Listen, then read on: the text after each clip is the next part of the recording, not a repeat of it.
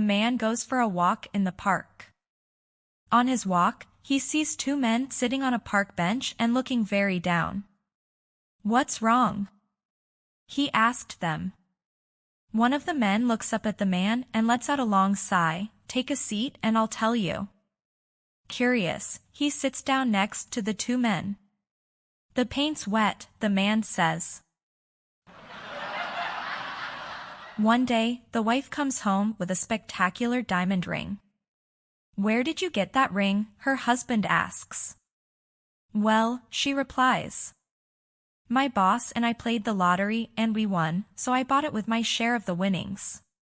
A week later, his wife comes home with a long shiny fur coat. "Where did you get that coat?" her husband asks.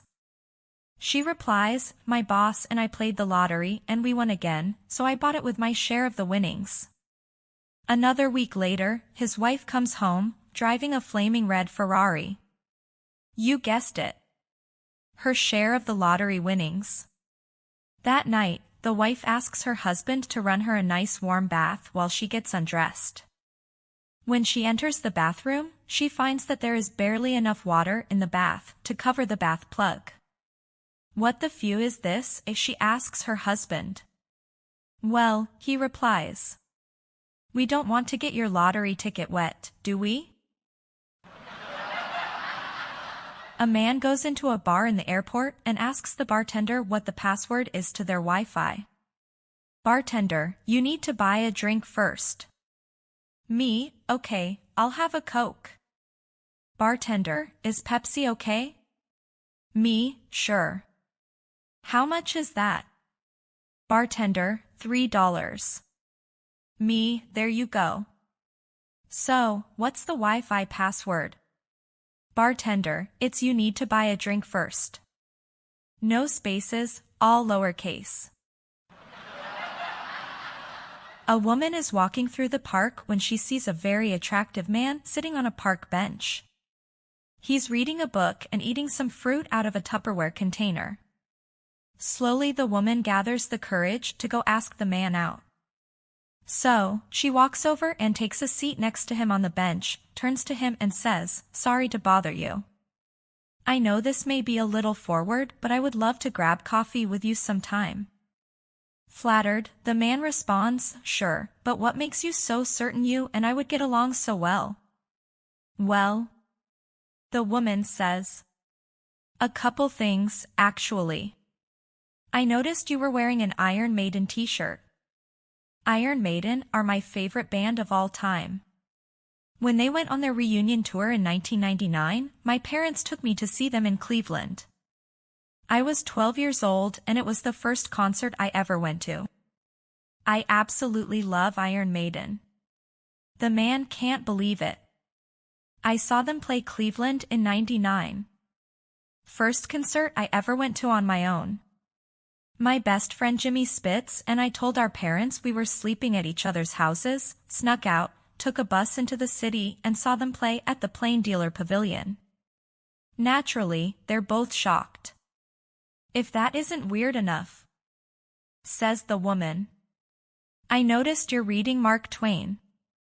I was a communications major in university and I actually wrote my thesis on Mark Twain and how he used satire as a lens to comment on current events of the time, comparing him to satirical news sources of today. He's my favorite author." Now the man is really taken aback. "Get out of here. I was an English major in university.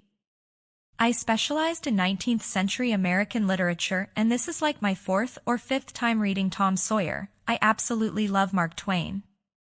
They both can't believe it. This has got to be a match made in heaven. "Okay," the woman says. "Well, buckle up because here's the icing on the cake. I noticed you're eating a prune. Prunes are my absolute favorite fruit. When I was a kid, my grandfather lived on a farm. He had an orchard that mainly grew apples and some lemons, but he knew how much my sister and I loved prunes, so he kept a couple of plum trees. Every year at the end of the summer, we'd go up and harvest the plums with him. He'd dry them, and by the time we'd go back to his place for Thanksgiving, he'd always have those prunes saved just for us. They're my favorite fruit. I love prunes. You're eating a prune, this has got to be fate. What do you say? The man puts down his fruit and responds. It's a date. A young blonde woman had been married for about a year, when one day, she came running up to her husband jumping for joy. Not knowing how to react, the husband started jumping up and down along with her. Why are we so happy? He asked. She replied, Honey, I have some really great news for you. Great, he said, tell me what you're so happy about. She stopped breathless from all the jumping up and down. I'm pregnant, she gasped. The husband was ecstatic as they had been trying for a while. He grabbed her, kissed her, and started telling her how wonderful it was, and that he couldn't be happier. Then she said, Oh, honey, there's more. What do you mean more? He asked. Well, we are not having just one baby, we are going to have twins. Amazed at how she could know so soon after getting pregnant, he asked her how she knew. It was easy, she said. I went to the pharmacy and bought the 2-pack home pregnancy test kit. And both tests came out positive. A little old lady was walking down the street dragging 2 large plastic garbage bags behind her. One of the bags was ripped, and occasionally, a $20 bill fell out onto the sidewalk. Noticing this, a policeman stopped her and said, Ma'am, there are $20 bills falling out of that bag. Oh, really? Darn it, said the little old lady. I'd better go back and see if I can find them. Thanks for telling me, officer. Well, now, not so fast, said the officer. Where did you get all that money? You didn't steal it, did you? Oh, no, said the old lady. You see, my backyard is right next to the football stadium parking lot. On game days, a lot of fans come and pee through a knothole in the fence, right into my flower garden. It used to really tick me off. Kill the flowers, you know. Then I thought, why not make the best of it? So, now, on game days, I stand behind the fence by the knothole, real quiet, with my hedge clippers. Every time some guy sticks his thingy through my fence, I surprise him with the clippers and say, Okay, buddy. Give me $20, or off it comes. Well, that seems only fair, said the cop, laughing, okay? Good luck. Oh, by the way, what's in the other bag? Well, you know, said the little old lady. Not everybody pays. Betty was a little old lady, who was always cheerful and quite happy with her life. But lately she had started having a bit of a problem. One day, she goes to the doctor and says, I have this problem with gas, but it really doesn't bother me too much. My farts never smell and are always silent. The doctor replies, Is that so? Betty continues, Yes, as a matter of fact, I've farted at least 20 times since I've been here in your office. You didn't know I was farting, because they don't smell and are silent. The doctor says, I see. Take these pills and come back to see me next week. Betty goes home and takes her pills as prescribed, and suddenly she starts seeing some big changes in her everyday life. The next week, Betty goes back to the doctor. Doctor, she says, I don't know what the hell you gave me, but now my farts, although still silent, stink terribly. The doctor nods and says, Good. Now that we've cleared up your sinuses, let's work on your hearing. Mr. Smith went to the doctor's office to collect his wife's test results. The receptionist told him, I'm sorry, sir, but there has been a bit of a mix-up and we have a problem. When we sent the samples from your wife to the lab, the samples from another Mrs. Smith were sent as well, and we are now uncertain which one is your wife's. Frankly, that's either bad or terrible. Mr. Smith asked, "What do you mean?" The receptionist replied, "Well, one Mrs. Smith has tested positive for Alzheimer's disease, and the other for AIDS. We can't tell which is your wife." Mr. Smith exclaimed, "That's terrible. Can we do the test over?" The receptionist replied, "Normally, yes. But you have an HMO, and they won't pay for these expensive tests more than once." "Well, what am I supposed to do now?" asked Mr. Smith. The receptionist replied, "The doctor recommends that you drop your wife off in the middle of town. If she finds her way home, don't sleep with her." While two families were waiting in line to see the Washington Monument, their two 5-year-old boys were getting acquainted. "My name is Joshua." "What's yours?" asked the first boy. "Adam," replied the second. "My daddy is a doctor." "What does your daddy do for a living?" asked Joshua. Adam proudly replied, "My daddy is a lawyer." "Honest?" asked Joshua. "No, just the regular kind," replied Adam. A stingy old lawyer who had been diagnosed with a terminal illness was determined to prove wrong the saying, "You can't take it with you." After much thought and consideration, the man finally figured out how to take at least some of his money with him when he died.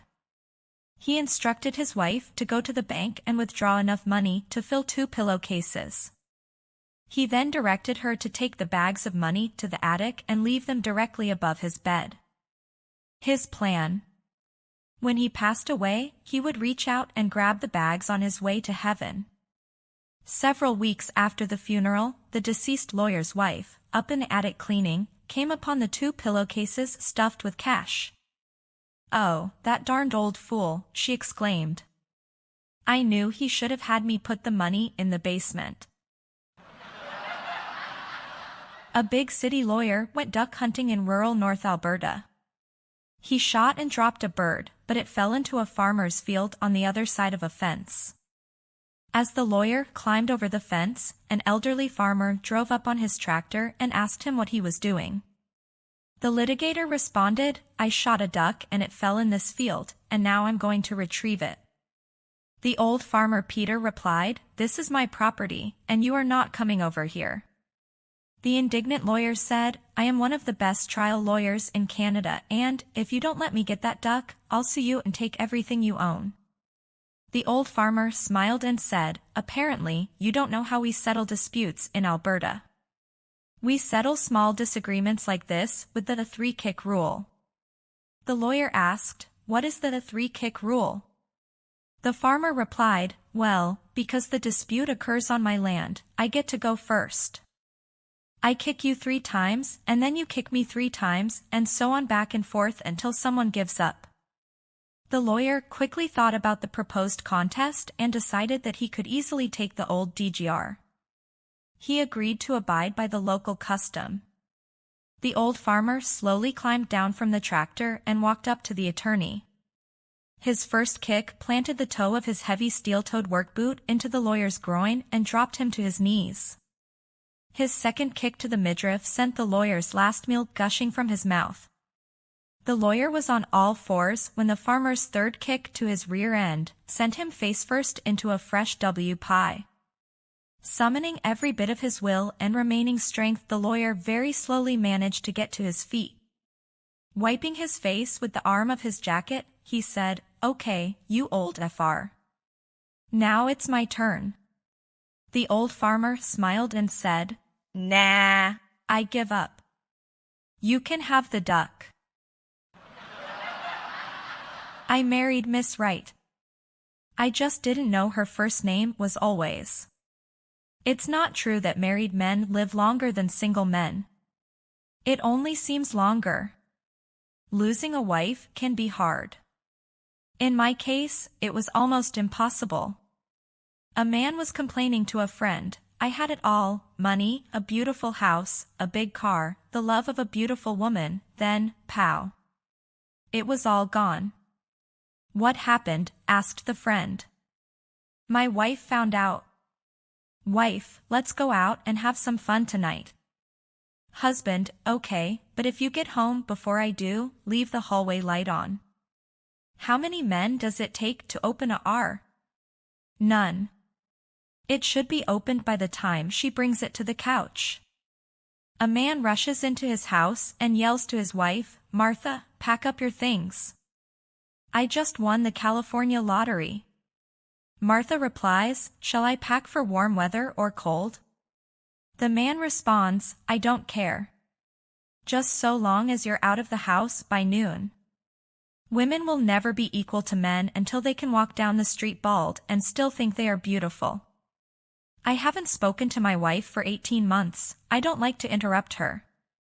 If your wife and a lawyer were drowning and you had to choose, would you go to lunch or to a movie? A man is incomplete until he is married. After that, he is finished. Hey there, I put a lot effort into making these videos, so please subscribe for more jokes and